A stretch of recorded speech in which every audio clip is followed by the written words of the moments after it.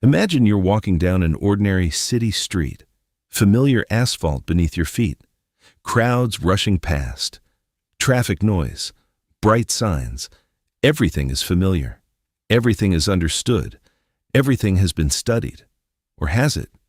Because right now, as you read these words, scientists around the world are opening up the earth and finding things that shatter everything we thought we knew about civilization, history, and the very nature of life itself. Not in distant galaxies, not in Martian craters. Right here, right beneath us. In this story, we will descend beneath the sands of the Sahara, where they discovered a city that should not exist. We will break open the stone floor of a Japanese island, concealing corridors older than the Egyptian pyramids. We will peer into shafts in Peru, from which they extracted tools with a precision impossible even in modern factories. We will hear about creatures found inside completely sealed crystals 250 million years old. And the ending of this story will overturn everything you thought you knew about the age of human civilization on this planet. Libya, the Fezzan Desert, an endless sea of scorching sand where even camels struggle to walk. Daytime temperatures here can reach 50 degrees in the shade. It seems as though this place has always been dead. A team of geologists was conducting a routine surface survey from the cabin of a research helicopter. Their task was dull and repetitive, documenting geological faults for oil companies. But when the operator pointed the thermal camera downward, the instruments began showing something incredible. Beneath the layer of scorching sand, just a few meters down, the thermal contrast was clearly outlining perfectly geometric shapes. Right angles, parallel lines, squares and rectangles, precisely the kinds of shapes that nature never creates on its own. When the ground expedition reached the site and began carefully removing layers of sand, something impossible was revealed to the researchers. Beneath the Sahara Desert lay the ruins of an enormous city. Wide paved streets, building foundations spanning hundreds of square meters, the remains of aqueducts that once carried water, granaries capable of storing food for tens of thousands of people, and most staggering of all, a system of channels plunging deep underground toward a long-vanished aquifer. The internet immediately erupted. Conspiracy theorists announced this was Atlantis. Others spoke of an extraterrestrial base, arguing that such perfect geometry doesn't exist in nature, so humans couldn't have built it. Still others pointed to the flawless proportions of the buildings and demanded an explanation for how people without modern tools could achieve such precision. But reality turned out to be far more captivating than any conspiracy theory. Radiocarbon analysis of organic remains gave a date of 8 to 10,000 years ago. That is an era historians until recently described as the time of primitive nomads. But nomads do not build aqueducts. Nomads do not lay underground irrigation systems stretching dozens of kilometers. The answer lies in a climate catastrophe that scientists had long known about but never connected to consequences of this scale. 8,000 years ago, the Sahara was not a desert. It was a lush, subtropical region of rivers, lakes, and dense forests. Elephants, giraffes, and hippopotamuses grazed here. A civilization flourished here that we knew almost nothing about. Then the climate changed. Slowly, over several centuries, the land dried out. Rivers shrank, forests retreated, and an entire civilization was buried beneath the encroaching sand. No war, no disaster, just a shift in climate erasing everything, leaving almost no trace on the surface. Sand proved to be the perfect preservative. What should have rotted away over thousands of years was kept nearly intact. The city waited beneath the burning desert for its moment, until our technology finally grew capable of finding it. Yonaguni Island, Japan, the westernmost point of Japan, closer to Taiwan than to Tokyo. A small island of fishermen and divers, known mainly for its powerful underwater currents. In 1986, local diving instructor Kihachiro Aratake dove into a familiar spot, and suddenly saw something underwater that took his breath away.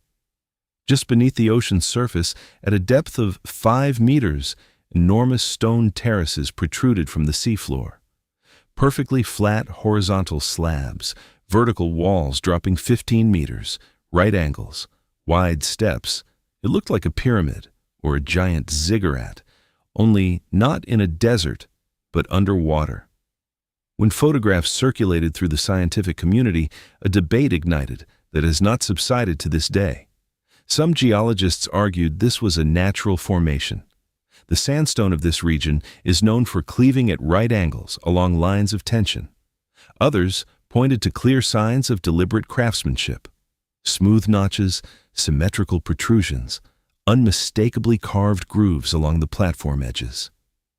But here is what is not disputed. The last time these structures were above water was at least 10,000 years ago, when sea levels rose dramatically after the end of the last ice age. That means one thing. If the structure is man-made, it was built by people who lived here before the glaciers melted, 10,000 years ago, 5,000 years before the first Egyptian pyramids. Underwater robots have examined every centimeter of these structures, and what they found made even the skeptics fall silent. In several places, the stones bore unmistakable signs of tool work, notches that ocean currents could not have created, drill marks that cannot be explained by natural weathering. And most crucially, in one of the lateral underwater corridors, fragments of pigment were discovered that people used for applying images to stone. Who lived here? What kind of civilization was it? Why did it disappear? There are no answers yet. Only silent stone corridors on the ocean floor, remembering what humanity long ago forgot. Peru. The high-altitude Nazca Plateau, 2,400 meters above sea level. A place famous for its enigmatic geoglyphs, giant figures visible only from the air.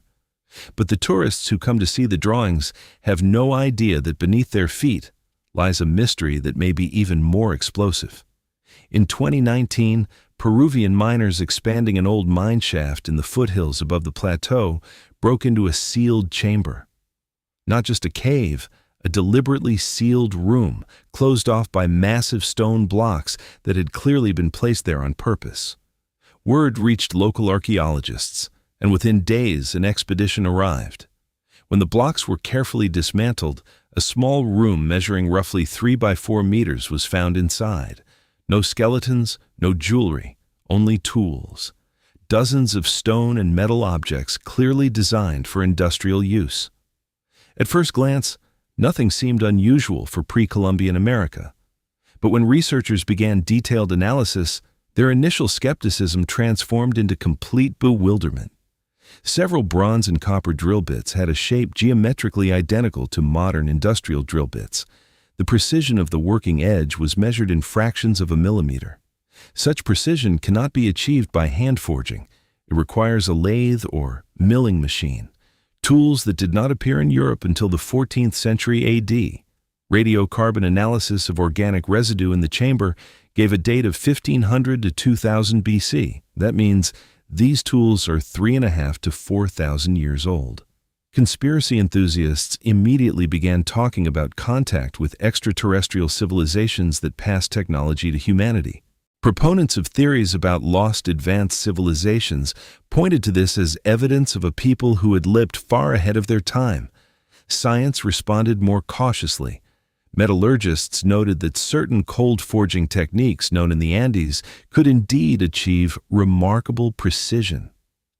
But fully explaining the geometry of several specific objects using traditional methods remains beyond anyone's current capability.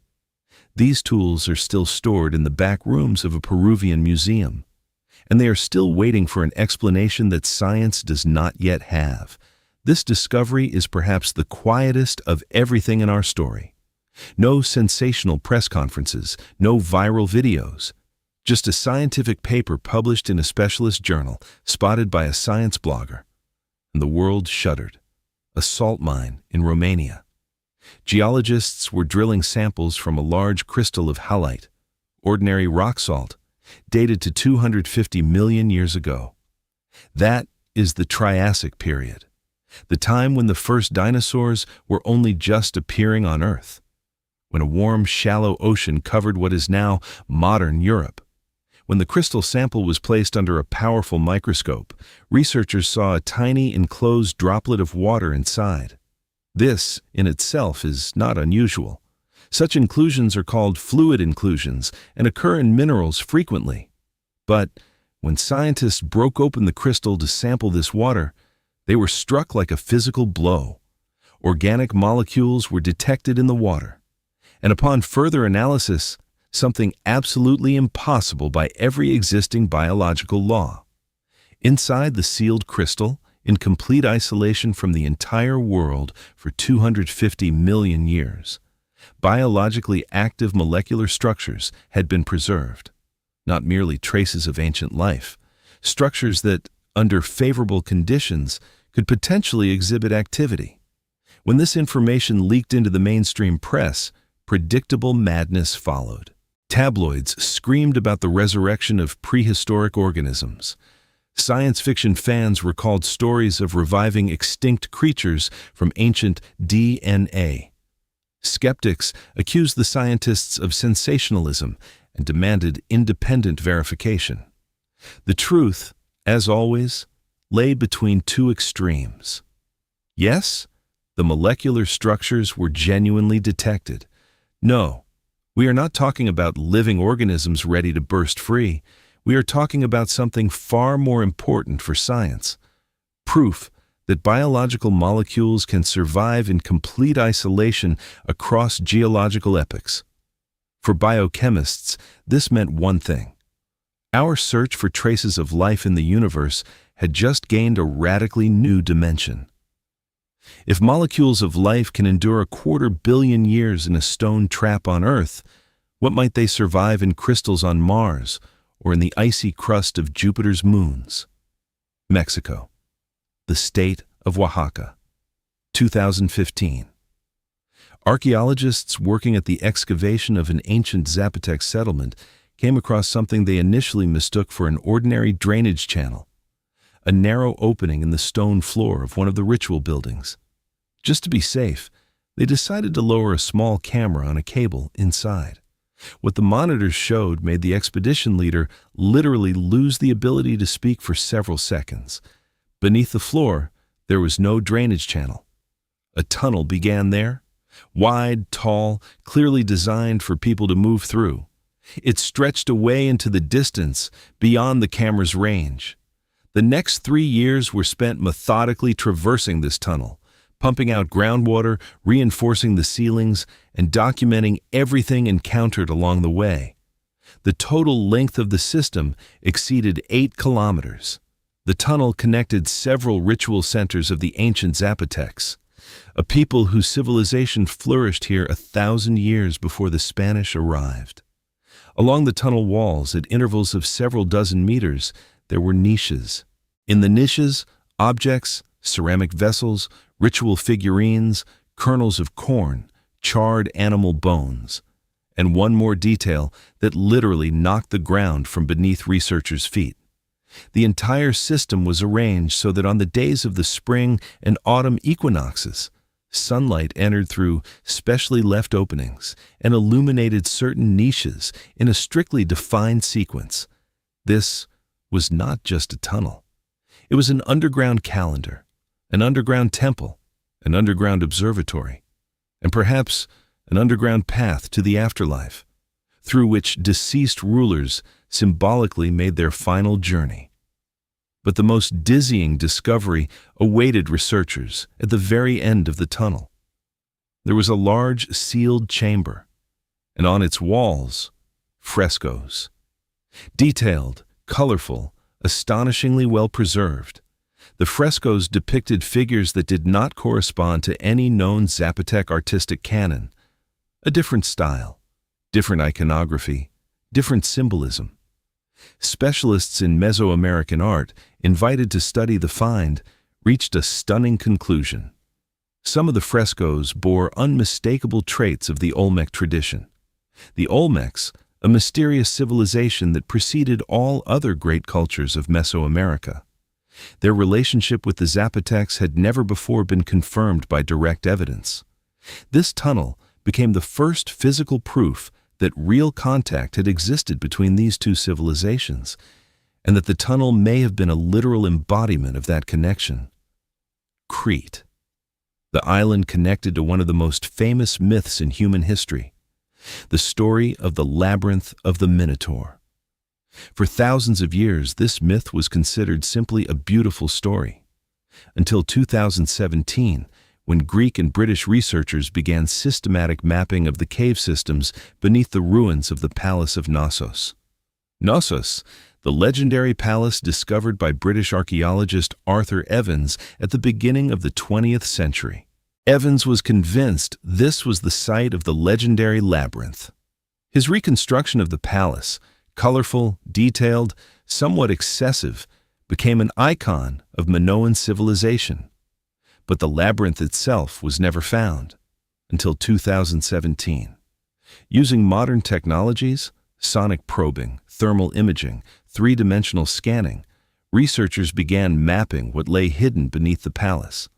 And the picture that materialized on their screens made members of the team look at each other in complete silence.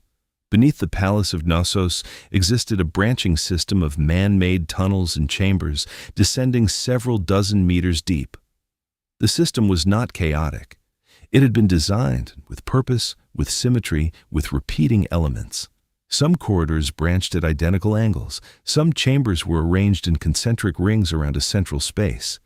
When researchers first physically entered the accessible parts of this system, they found carved images on the walls. Bulls, labrises, double-headed axes, the sacred symbol of Minoan civilization, and human figures in poses difficult to interpret as anything other than ritualistic. In the central chamber, the deepest, the most difficult to access, the floor preserved traces of a large-scale ritual fire. And among the ash, fragments of human and bovine bones intermingled. The myth of the Minotaur, the half-man, half-bull to whom human sacrifices were made inside a labyrinth, turned out to be no mere fairy tale. It was a memory of real rituals that took place in a real underground labyrinth beneath a real palace on Crete 3,500 years ago. We began this story on an ordinary city street. We spoke about how deceptive the solid ground beneath our feet really is. Now, you know a little more. Beneath the Sahara sleeps a city destroyed by climate change 8,000 years ago. Beneath the waves off Japan, stone corridors of a civilization we know nothing about stand in silence. In the mountains of Peru, in a sealed chamber, tools wait for an explanation, with a precision impossible under every metallurgical law of their time. In Romanian crystals, molecules of life slumber through 250 million years. Beneath the Mexican plains stretches a tunnel that connected two civilizations across the centuries, and beneath Crete, a labyrinth that gave birth to one of humanity's greatest myths waited 3,000 years for us. And here is the most extraordinary thing about all of this. Every single one of these discoveries was made by accident. A geologist accidentally pointed a thermal camera in the wrong direction. A diver accidentally went a little deeper than usual. A miner accidentally struck a wall he wasn't supposed to strike. How many more discoveries like these are right now waiting for their accidental moment? By the most conservative geological estimates, we have thoroughly studied less than 1% of our planet's underground space to a depth of 100 meters. Less than 1%. That is like reading one page of a 1,000-page book and deciding you know its contents. We have satellites that read license plates from space. We have telescopes that see galaxies at the edge of the universe. We have computers that simulate the behavior of billions of particles simultaneously. But our own planet still guards in its depths secrets capable of overturning everything we know about ourselves and our history. Tomorrow morning, when you step outside and feel the familiar firmness of the pavement beneath your feet, remember this: beneath you is not just soil and stone. Beneath you are unread chapters of the longest story ever told on this planet. And the best pages have yet to be opened.